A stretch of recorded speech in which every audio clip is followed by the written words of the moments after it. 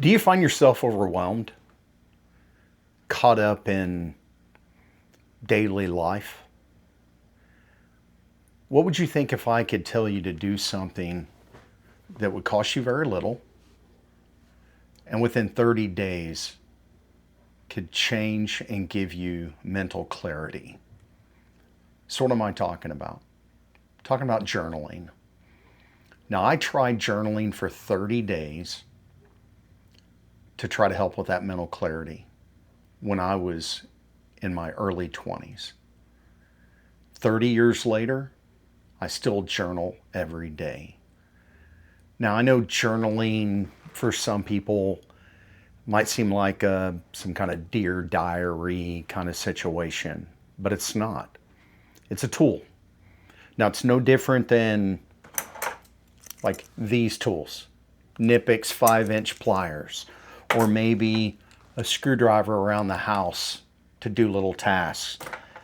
Maybe a pair of scissors, like these Klein scissors, that are meant for electrical work, but can do a lot of tasks. Or maybe it's as simple as a simple ink pen. Now, when I say that, journaling has helped millions and millions of people. Combat veterans, CEOs, students, parents, children. It's a massive tool in psychological assistance. Now, it doesn't have to be. It doesn't have to be in conjunction with therapy or to make you feel a certain negativity. Because guess what? Journaling is just you. It's just you sitting down on a daily basis, being honest with yourself and writing down goods, bads, problems, things that are bothering you throughout the day. Now, why does it matter? Well, it matters for what I just gave you. Journaling is an amazing tool to help you every day. And I'm telling you, if you just try it for 30 days, 5 minutes in a day on your computer, on a notepad, or a handbook, doesn't have to be a physical journal. You give it a try for 30 days, you'll see a difference. Now, you'll either stick with it like I did, and I had gaps in time. I had times that, I didn't take the opportunity. But for the most part, for the better part of 30 years, I've journaled every day. So why does journaling matter? Well, it's an honest, unfiltered, real conversation with yourself. Now, I'm not a PhD in clinical psychology, but I can tell you this, it helps tremendously in many ways. I'll look up there at my notes. Lowers stress, strengthens memory, increases self-awareness, improves your emotional regulation. It reduces symptoms of anxiety and depression. And guess what? The vast majority of people have a little bit of anxiety, a little bit of depression. Doesn't have to be during a life-changing event. It can be just a simple struggle. It could be a tight payday. It could be the loss of something, a person, a pet. But it helps. And it's just you. Now, later on down the road, will somebody read it? Very good chance of it. But it doesn't matter. It's between you being honest with yourself. And guess what? How does it help your memory? You can fall back and look back over the years like me. I just have 3 simple examples I pulled out for this. This is a journal, because most of my journals are in storage, the older ones. I opened this one. It was a gift from my wife. I opened this February 14th, 2022. Now here's something simple. I looked at this. May 16th is a big day for me. I've shot videos in the past, and I hope you'll look at some of my videos. Subscribe to this channel if you would, please. If you want to follow me on X, it's SpankyGibson71. I'd appreciate that. And I better tell you, I almost forgot. In the description, I'm going to have a couple of different important articles, plus a link to a video that's got 1.5 million views, 5 minutes long on journaling. So if you would, go into the description and you'll be able to find those. But like May 16th, talk about my Alive Day. Simple journal entries. These are simple. It's not hard to do. It doesn't have to take very long, but you can look back on that information and you can see what you were thinking, how you were feeling. So that's an important characteristic that you find in yourself when you go back and you read what you were going through at those times. And it helps you look at the future maybe more positively. Most likely, if you've been journaling for a long period of time, you're going to see how you improved over that time. And, it doesn't cost much. A lot of people can do it on a pad or a computer or their phone, or they can just get a simple, $3 Ross Dress for Less journal, and they can write in that thing every day for 5 minutes, maybe 10, or however long you want. You can have that conversation with yourself. So, few tools. I mean, my gosh, these little Nipix pliers here cost as much as probably 5-6 journals for me. Pretty inexpensive compared to a lot of things that we spend on life. How many people buy a Starbucks or a local coffee from a brew house every working day and spend $5 to $10 easy? Well, I would guess my journals last me probably the better part of 8 or 9 months, depending on what I write about. So for a cup of coffee, something can last you 8, 9 months, maybe a little bit less, maybe a little bit more, and whatever your pen of choice might be, and the ink to do that, it's pretty inexpensive. That one cup of coffee cost goes a long ways right there. And most likely ain't going to take away from your cup of coffee or whatever your specialty is. But the mental health aspect is tremendous. And I know most people don't like to talk about mental health, or they don't like to talk about anxiety, depression, struggles they're going through, but we all do. I said that before. We all go through it. So if we can have an outlet for that, an outlet that will allow us to at least off-gas that emotion or those feelings, it's pretty important. Some people do it through drinking, some people do it through drugs, some people do it by just venting to their friends. But anybody and everybody can sit down and write for 5 or 10 minutes in a day, then go back over that, read it, and determine whether or not they're improving on the struggles that they might have had before. That's one key way that it helps with mental health.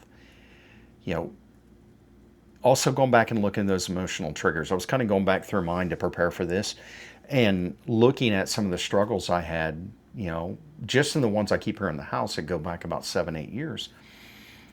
Bad days with phantom pain because of my amputation, or struggles in, maybe a relationship with someone. My own mental hurdles that, were giving me problems, but then looking back and I can say, well, those were much less aggressive struggles than what I had 20 years ago or 30 years ago when I began journaling. So, having that ability to go back in time when maybe, like myself, I'm 55, hence trimmed off the beard for our 55th birthday party for my wife and I, I can go back and I can look and I can say, hey, life was a lot worse and I was struggling a lot harder in the past. But then I can still look for those triggers that I might still experience today. Patterns in my mood, release thoughts when I felt overwhelmed, building some kind of self-comparison. Those are key parts of why we journal for mental health. And probably as a veteran, one of the critical things where I've always encouraged veterans, I encouraged it while on active duty with my fellow service members, my fellow Marines. I really encouraged writing every day. Writing, physical writing is actually a dying trade. My grandkids, they don't know cursive. I've got a 14-year-old granddaughter. It's in ninth grade. She doesn't know how to write in cursive. When I write her cards, she don't know how to read them. She says, I'll have mom do it.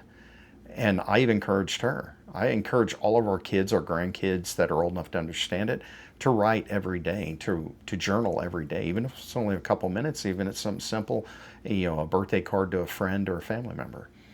Writing to me is, one, it's expressive, but two, it can release. Just writing can feel good. And maybe that's just because I've done it for so long and I'm from a generation that had to write. We still had snail mail in my days, which we don't pretty much see anymore. Now it's a text or an email, and normally a text. Emails have even kind of gotten, unpersonal, I guess, but a good way of putting it. But, for veterans specifically, processing those memories, being able to go back like I was describing before, that's critical for us. It's to see that improvement, or to see where we might be backsliding a little bit.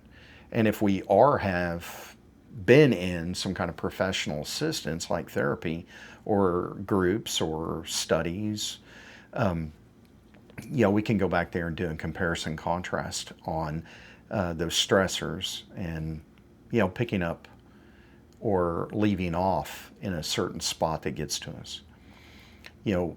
We can reflect on our identity after service. That's something that I think is very tough for a lot of veterans. Is you're able to do and accomplish things at a very high level when you're on active duty, and then when you get out here in the real world, you might not feel as accomplished. You might not feel as needed or as worthy. Being able to write about those kind of feelings early on especially kind of helps you as you go down and you see a new common trend in comparison of those feelings. You see that while on active duty you had a lot more responsibility. Well, you're able to compare and say, well, here in the civilian world, I still have those same responsibilities. They're just in a different package. I might not have to carry a gun every day like I did when I was on active duty, but I can look at, well, maybe I got to take the trash out every day, or maybe I got to mow the lawn, or maybe I got to pay the bills. Same comparisons. And I know that seems like apples and oranges, but it's not. When we get out of our military service and we come out here, simple things like going to the chow hall to eat lunch, seems so simple to us, but then now we've got to go out here and we've got to go to the grocery store. We've got to make our meals. And, most people don't understand that's a big transition, especially early on. But it does weigh. It does, cause some anxiety to people that might have went a number of years and not had to perform a certain task or responsibility. They come out here in the real world and it's, they live in a city, it might be every 3 days. They live in the country, it might be every couple of weeks going to the grocery store and doing a big haul. But it does cause anxiety. If the store's packed, people get, a little grumpy. If people don't, give way and they just walk right down the center of aisle and somebody looks at them and says, my gosh, go one side or the other. Or take it during COVID, if somebody was supposed to be 6 foot behind you and they were right on your tail, you'd get angry if you were, 4 of the 6 feet. Or you might not get angry if you're not, really following some of those strategies. And I digress a little bit, getting on that bandwagon. But journaling for veterans is key, and I think it's for everybody, it's key. And it doesn't have to be tied to therapy if somebody's not in there. Once again, it's just a tool. It's a tool to help yourself. And it's a great way to reflect and take your mind off of whatever you're writing about, because you're expressing it on paper or you're typing it on a screen. Having that ability to, just get that release. And as simple as that seems, most people would just probably scoff at that and think, there's no way. I'm going to tell you right now, you write about your day every day for 5 to 10 minutes, you're releasing it. You will feel better. I'm telling you that. So that leads me into the back part of this, that journaling for everyday life. You don't have to be in a traumatic situation. You don't have to have a physical diagnosis of anxiety or depression, you know, you just need to help yourself. You know, there's times, like I said before, we all go through some period of, you know, anxiety, depression, some form of problem, just weight being on our shoulders. You know, society in general might be just, we feel it's against us. You know, just write that down. It'll help your decision-making process. It'll help you get through those struggling times. You know, it'll help you with creativity. It'll help you with relationships. You know, if you can vent that, you won't vent it to the person you love or a family member that you love. Because if we use our emotion to strike out against them, which we all do that, you know, if you're able to write down those angers or those problems that you see, it might stop you from getting emotional and actually saying it to the person you love. And that's pretty important. You can write about your goal settings, you know, simple things, you know, plan of the day. You know, I'm still the type of person that likes to, you know, really deep think what I'm going to do in a week. Or definitely when I get to the day before, you know, lining out a timeline in my head. You know, sometimes I write that out when it's a very demanding week and we have a lot going on. I will actually write in a notepad. I carry in my pocket. I carry a pen every day in my pocket. It's a tool. And I'll write the plan of a day. It's what we call in the military. Just so I don't lose track when I'm really busy, because I am in my 50s. So how do you start journaling? Simple. You get a pen. You get some form of way of keeping it together, and you just write. Doesn't have to be anything massive. Doesn't have to be some kind of laid out, studied method.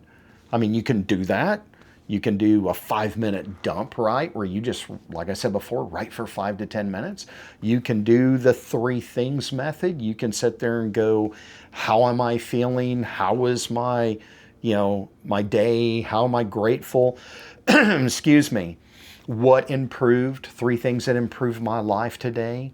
You can do the questions method. What is bothering me? What do I need? What is annoying me? What am I proud of? There's all these different methods. Do you have to use them? No. You can. But most importantly, you just journal. You just write down what you want. Be honest with yourself. That's critical. And if you're honest with yourself, it'll help you. Now, if you like this video, I would ask you, subscribe to my channel. Help me get better at this. You know, like the video, share the video. You know, you can follow me at Spanky Gibson 71 on X. I also have my Spanky Gibson Produces Clips where I put my shorts. You know, I appreciate the support. I want to do this more. I want to get better at doing this. I want to help people. That's why I talk about most of the things that I do talk about. I feel the need to keep giving back. And if you want to watch some of my other videos, I'll have those up here in one of the corners. Feel free, go through, tell me what you like, what you don't like. And if you journal, key, if you journal and you've been journaling for a long time, share how it helps you. So those readers that might be thinking about starting this can get more than just my perspective. That's important for people. To not just believe in one person or one thought process. If you see more and more people journaling, you'll get involved. You'll try it. And that's all I ask. Try it. See if it helps you. Because 30 days for mental clarity, for me, has lasted 30 years. And where I think, I think about it all the time. I write every day in my journal. And it's helped me tremendously. And I think it'll help you too. Just be honest with yourself. Yeah, and get to writing. Hope you all have a wonderful day.